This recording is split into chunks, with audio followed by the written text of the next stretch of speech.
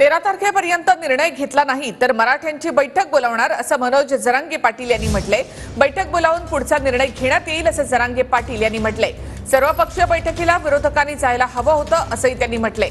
एकानं हाणल्यासारखं करायचं आणि दुसऱ्याने रडल्यासारखं करायचं असा डाव दिसतोय असं जरांगे पाटलांनी म्हटलंय। 13 तारखेच्या नंतर जर सरकारने निर्णय नाही घेतला तर महाराष्ट्रातली बैठक बोलवायची आणि काय करायचं त्याच्यानंतर ठरवायचं। आमच्याकडून कुठेही त्या अगोदर काही केलं जाणार नाही। राज्यात वारकरी देवधर्म धर्म शेवटी आमच्यासाठी जीव की प्राण आहे। आरक्षणाची लढाई वेगळ्या मार्गाने आम्ही करू।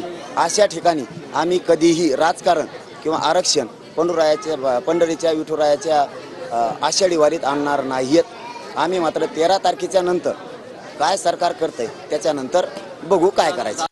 सरकार देईल नाही देईल विरोधकांनी जायला पाहिजे होतं। ओबीसीतून आरक्षण द्या म्हणायला म्हणजे तुमचा बी काय छुपा पाठिंबा आहे का काय मराठ्याला ओबीसीतून आरक्षण मिळू नये महाविकास आघाडीचा आणि सरकारचं बी एक काय की ओबीसीतून मराठ्यांना आरक्षण द्यायचं नाही म्हणजे एकानं हल्ल्यासारखं करायचं आणि एकाने रडल्यासारखं करायचं असा मला काहीतरी डाव दिसायला लागलाय महाविकास आघाडीचा पण आणि सरकारचा पण। एकमेकाच्या बोलवायचं एकमेकाला आणि जात नाहीयेत याचा अर्थ स्पष्ट भूमिका दोघांकडून बी होणं गरजेचं आहे असं आम्हाला वाटतं।